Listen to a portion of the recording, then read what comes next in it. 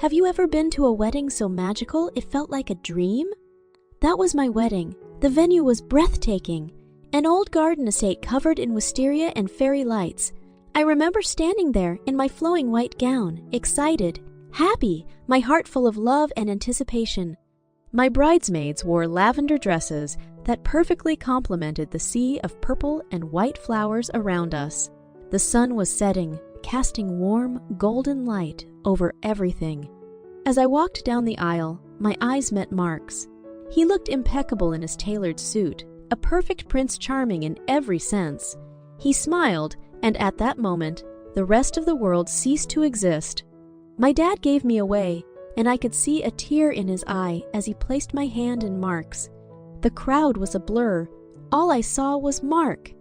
I, Mark, take you, Jane, to be my lawfully wedded wife, to have and to hold from this day forward, for better or worse, he declared, his voice steady. And I, Jane, take you, Mark, to be my lawfully wedded husband, to love and to cherish, forever and always, I responded, my voice tinged with emotion. Just then, I caught sight of Sylvia, Mark's mother, at the corner of my eye. Her lips were pressed into a thin line, her eyes narrow slits. She looked as if she had just swallowed something bitter.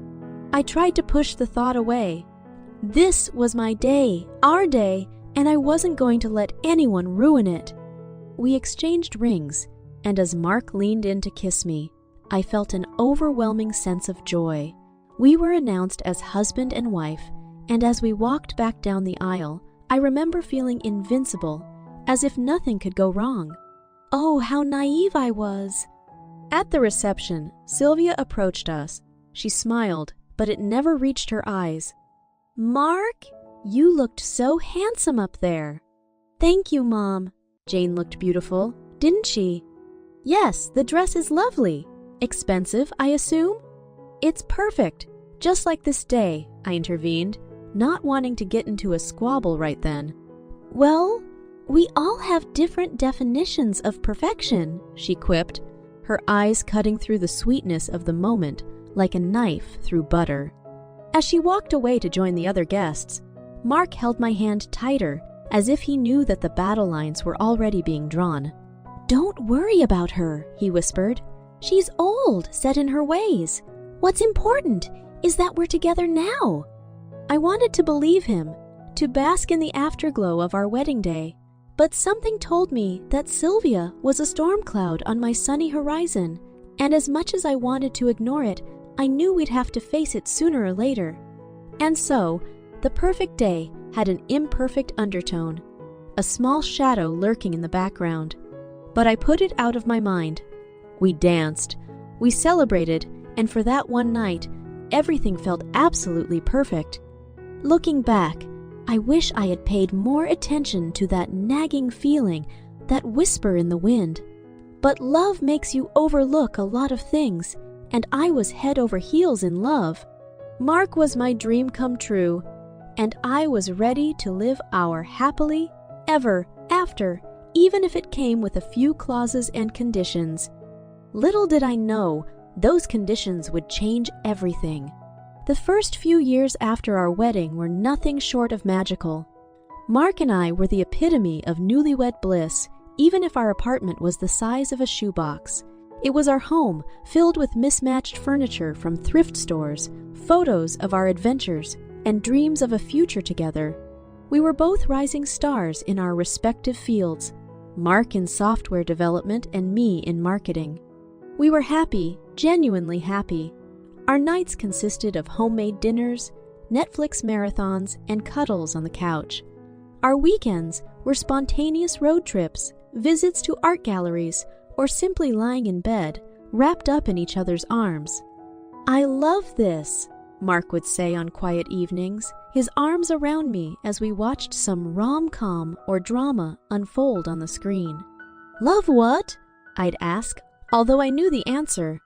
Us. This life we're building. It's perfect. And it's just the beginning, I'd smile back, holding him tighter. But it wasn't just us in that life. There was also Sylvia, like a ghost we couldn't exorcise.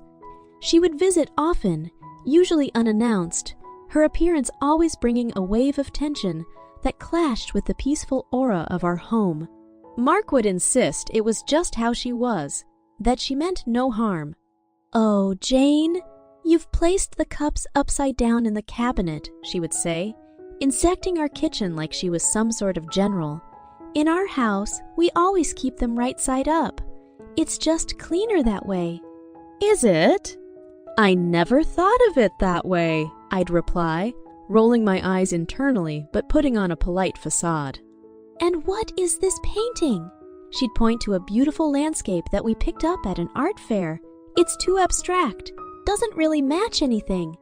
"We like it," Mark would interject, trying to mediate as always. "Well, character is one way to put it," she'd scoff before moving on to the next subject of her unsolicited criticism. "I told Mark that his mother's visits were getting to me. She just swoops in like a hawk, picking at every little thing," I vented one evening. "She's just old-fashioned, stuck in her ways," he reassured me. So I tried. God knows I tried. I turned the other cheek, bit my tongue, did whatever it took to maintain peace. But deep down, I couldn't shake off the feeling that Sylvia was more than just an annoying mother-in-law.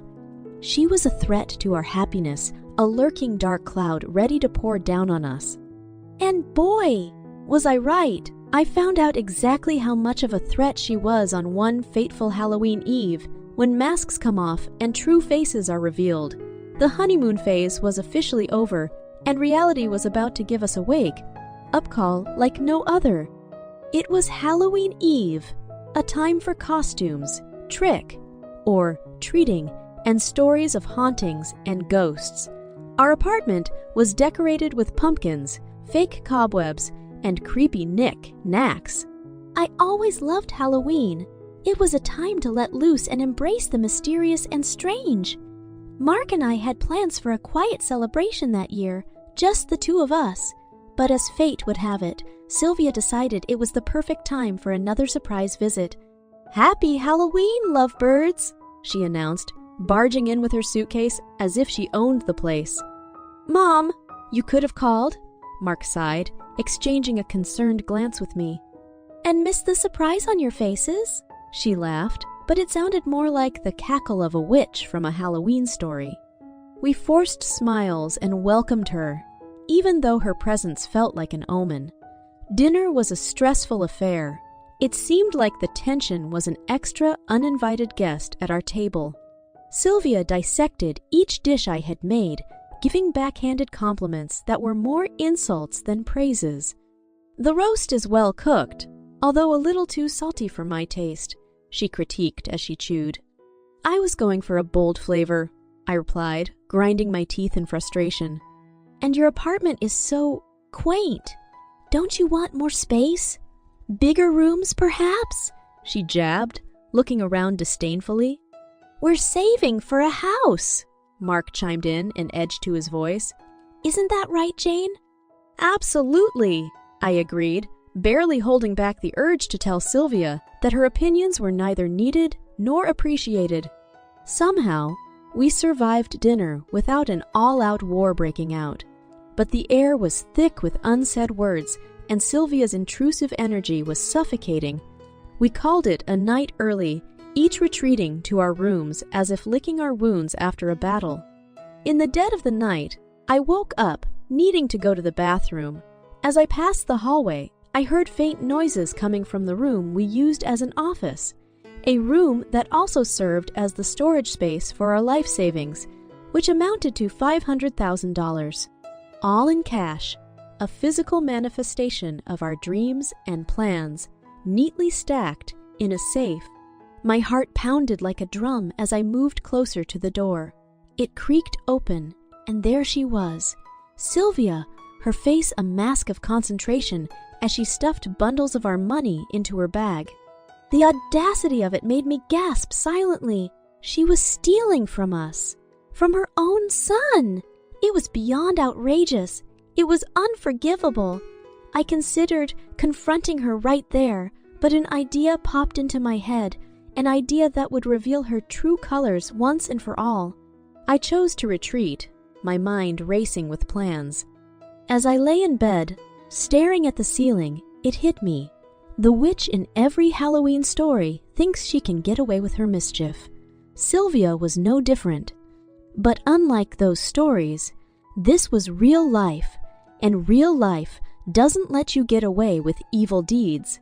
Especially not when you're messing with someone as determined as me. I waited for the morning sun to shed light on Sylvia's dark deeds. The showdown was about to begin, and I knew exactly how it would play out. It was time for Sylvia's Halloween masquerade to come to an end.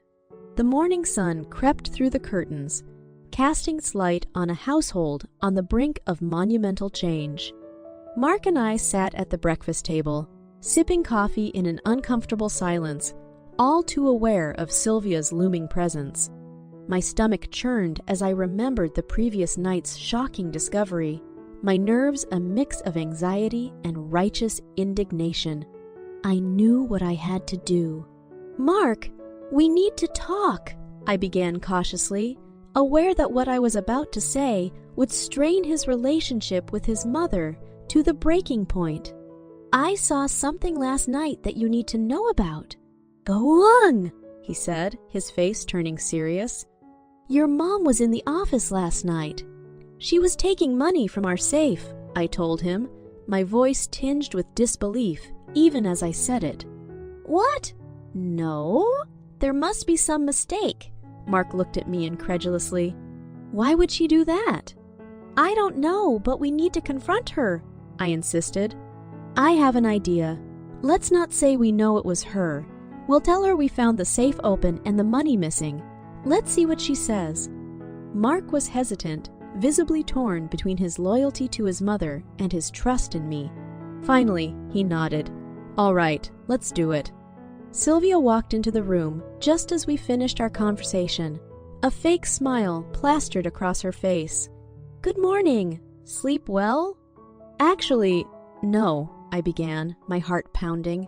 "Mark, would you like to tell your mom what we found this morning?"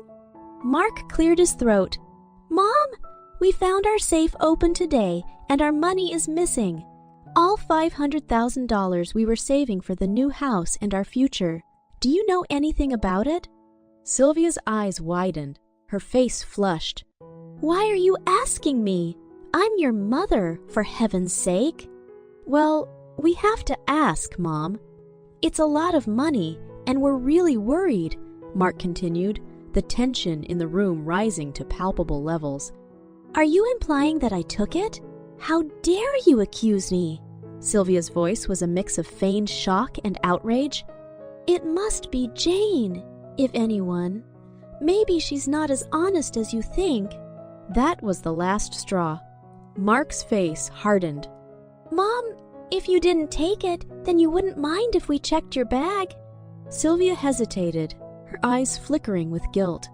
"Well, Before she could finish, Mark strode over to her suitcase, unzipped it, and turned it upside down. The bundles of cash spilled out onto the floor, a waterfall of betrayal. "Mom, how could you?" Mark's voice quivered, a mixture of disbelief and hurt. "This isn't what it looks like." "Jane must have planted it," Sylvia stuttered, her voice tinged with desperation. Mark looked at me and then back at his mother, his eyes filling with tears. "I think it's time for you to leave, Mom. I can't believe you do this to us, to me." And just like that, Sylvia's world shattered. Her son, the person she probably thought would forgive her no matter what, had turned his back on her. She gathered her things, still muttering excuses and denials, but her words fell on deaf ears. Mark escorted her to the door and closed it behind her with a finality that signaled the end of their relationship. We stood there in the aftermath of the turmoil, our eyes meeting in a mix of sorrow, relief, and a newfound understanding. Sylvia was gone, physically and metaphorically, from our lives. The dark cloud had lifted, but at a tremendous cost. In that moment, we both realized that we had narrowly escaped what could have been the end of our own relationship, all thanks to the twisted actions of a woman who was supposed to be family. As we picked up the pieces, both literal and metaphorical, I couldn't help but think that sometimes the ghosts and ghouls of Halloween aren't nearly as frightening as the monsters we discover in our own lives. In the days that followed the unmasking of Sylvia's betrayal, Mark and I found ourselves at a crossroads. Despite the vindication that came with exposing her, the emotional toll was undeniable. Mark was deeply conflicted. After all, this was his mother we were talking about, a woman who raised him. For me, it felt like my worst fears about Sylvia had been confirmed, but that offered little comfort. We both knew that we had to confront her one last time to seek some semblance of closure, or at least understanding. A week after Sylvia's disgraceful exit from our lives, we decided it was time. We couldn't continue with this elephant in the room, haunting us like an unexorcised ghost. Mark took out his phone and dialed Sylvia's number. "Mom, we need to talk. Can you meet us at the cafe downtown in an hour?" he said, his voice steadier than I expected. She agreed, her voice lacking its usual sarcastic zest. I guess shame had finally touched her too. We sat at a corner table at the cafe, coffee's gone cold, barely touched. We looked up as Sylvia walked in. She looked older, her face lined with stress, and her eyes devoid of the mischievous sparkle they always had. She sat down across from us, avoiding eye contact. "So, you wanted to talk," she started, her voice weak. "Yes, Mom. You owe us an explanation. Not just for the money you tried to steal, but for all the years you've tried to undermine our relationship." Mark took the lead, his eyes searching for answers in her face. "I don't owe you anything," she retorted, her voice laced with bitterness. "You think you're so perfect with your little life and your little plans. You never needed me." "That's not the point, Sylvia," I chimed in, unable to contain my frustration. "Being family doesn't give you the right to sabotage us. You were about to steal our future." "Your future? What about my future? I'm getting older. Who's going to take care of me?" Her voice cracked, revealing a vulnerability we had never seen before. "So you thought stealing from us was the solution?" Mark questioned, his disbelief evident. "Mom, you forced us to remove you from our lives. Do you understand the consequences of what you've done?" Sylvia looked at us both, her eyes finally meeting ours. "I lost you, didn't I?" she said softly, almost to herself. "Yes, Mom, you did," Mark replied, the finality of his words hanging in the air. "We can't have you in our lives if we can't trust you. You've broken that trust in the worst possible way." Sylvia nodded, her eyes welling up with tears. "I guess I deserve that," she said, her voice quivering.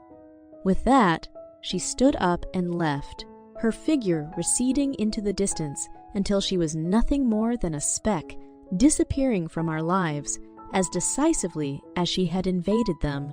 As we sat there, the weight of the confrontation settling over us, I couldn't help but think about the twisted roads that relationships can take. Sometimes, the monsters aren't hiding under your bed or in the closet. Sometimes, they're sitting across the dinner table, smiling at you through the eyes of a loved one. Weeks turned into months and the seasons changed, but the scar that Sylvia left on our lives remained. Mark and I began house hunting anew. As we toured potential homes, imagining our future, I sensed his hesitation. Finally, one evening, he broke his silence. "Do you ever wonder if we did the right thing, confronting my mom like that?" he asked, his voice tinged with sadness. "I do," I admitted, "but what choice did we have? She betrayed us, Mark. It was a violation we couldn't ignore." "I know," he sighed. "It's just hard, you know. She's my mom, but what she did, the betrayal, I can't get it out of my head." "I understand," I said, reaching out to hold his hand. "It's a deep wound, and it's going to take time to heal for both of us. But at least now, we can move forward without any deceit hanging over us. As we started to settle into a new chapter of our lives, a disturbing update reached us. Sylvia had spiraled out of control, turning to alcohol to numb her sense of loss and guilt. Relatives told us she had lost her job and was burning through her savings, drinking her days away in desolate isolation. It was a jarring revelation, one that triggered conflicting emotions. On one hand, it was a form of poetic justice, the consequences of her actions catching up to her. On the other, it was a tragic fall from grace, the unraveling of a woman who was family, despite everything.